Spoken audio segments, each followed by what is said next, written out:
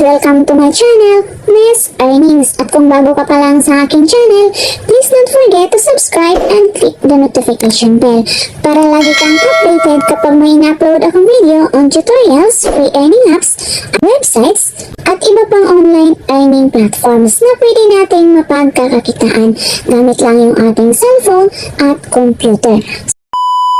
Ang isi-share ko sa inyo ngayon guys ay si Mina Staking. Isa siyang investment platform guys at USDT TRC20 ang gagamitin natin sa platform na ito. Magmimina lang tayo dito or mag-stake lang tayo dito ng USDT. Then kikita na tayo dito araw-araw. Ilalagay ko na lang sa description box below ng video na ito yung link at code para pag-click nyo dito na kayo mapunta. Para makapag-umpisa tayo ditong kumita, kailangan muna natin ditong mag-register. So, kailangan muna natin ditong mag-create ng account. So, itap lang natin itong stake now. Tap lang natin yan. Mag-register lang tayo dito ng account. Pwede tayo dito mag-register gamit yung ating email or yung ating mobile. So, ilagay lang natin dito yung ating email.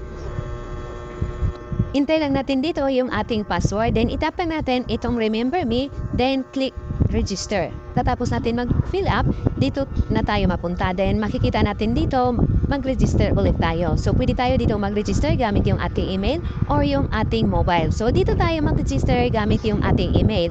Ilagay lang natin dito yung ating email, then intay lang natin dito yung ating login password.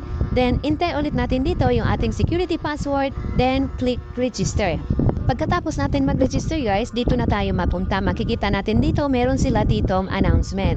So, sabi dito, Mina Staking is a Zk blockchain for secure, private, and verifiable internet.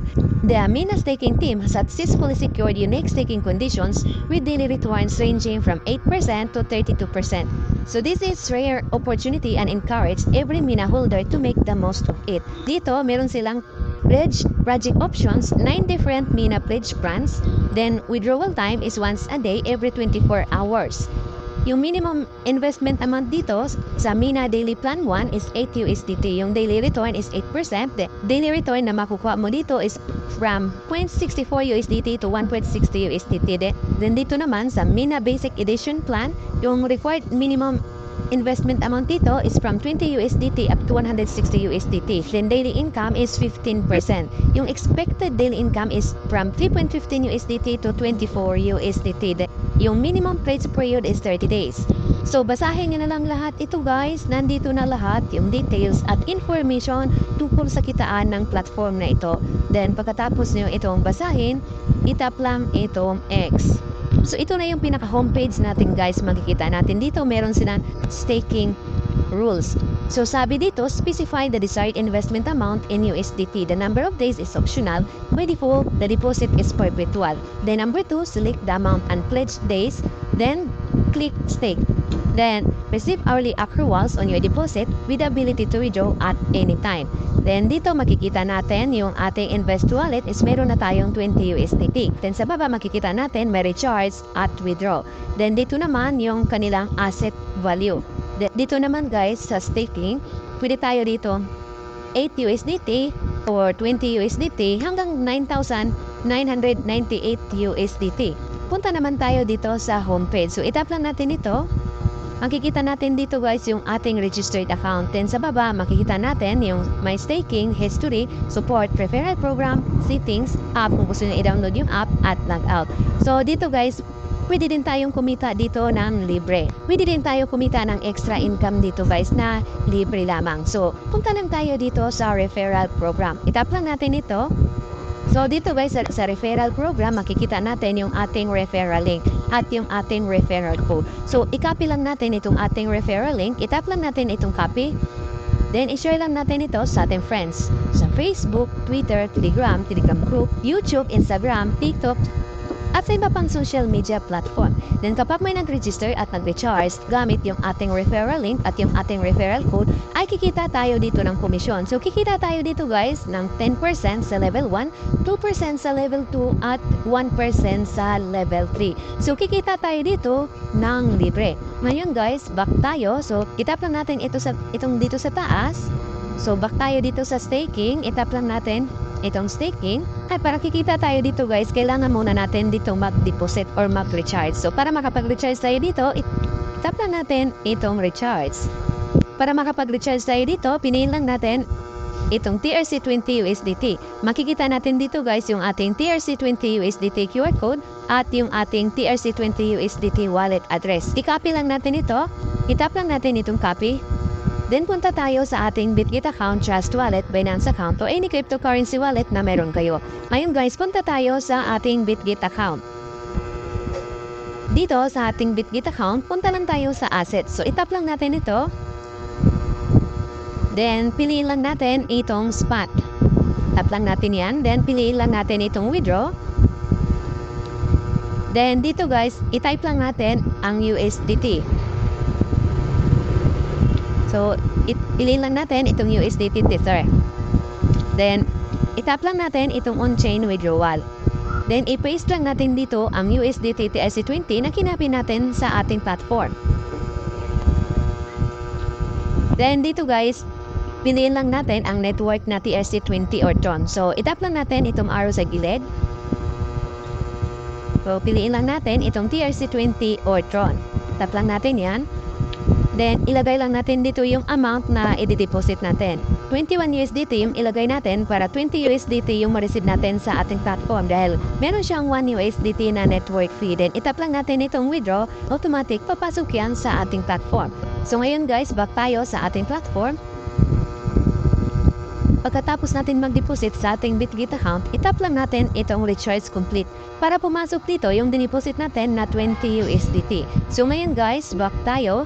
So itap lang natin itong menu sa taas, tap lang natin yan. Then back tayo sa staking. Yan guys, dahil meron na tayong na-deposit na 20 USDT, is pwede na tayong ngayong mag-stake or mag-invest. So punta lang tayo dito sa baba.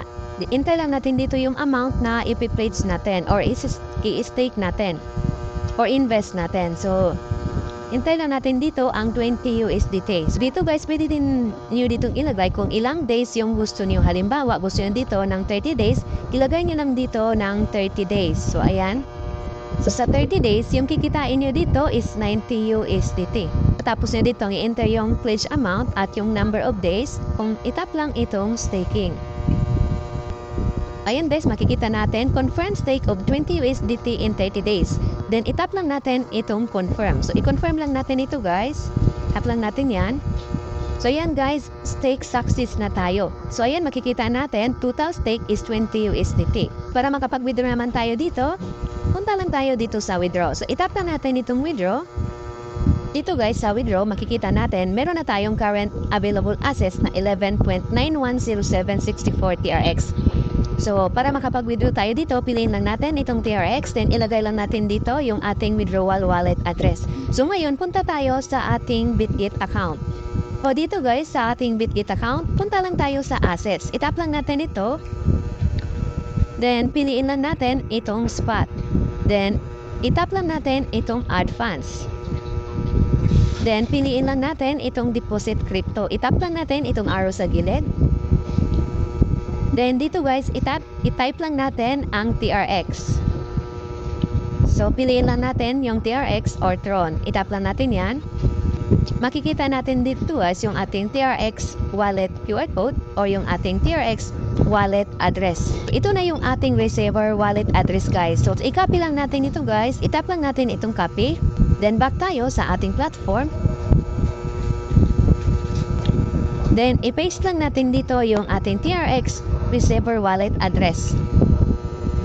Hintay lang natin dito yung amount na i-withdraw natin. So, pwede nating i-withdraw lahat o itap lang natin yung all. Then, hintay lang natin dito yung ating security password. Then, itap lang natin itong confirm. Then, automatic papasok yan sa ating receiver wallet address. So, itap lang natin itong confirm. So, ayan guys, withdrawal success na tayo. So, ngayon, hintayin na lang natin na pumasok sa ating Bitget account. Ngayon guys, tingnan natin sa ating Bitget account kung pumasok yung winidraw natin na 11 TRX. Ayan guys, makikita natin na na-receive natin sa ating Bitget account yung winidraw natin na 11.910764 USDT sa ating platform na Mina Staking.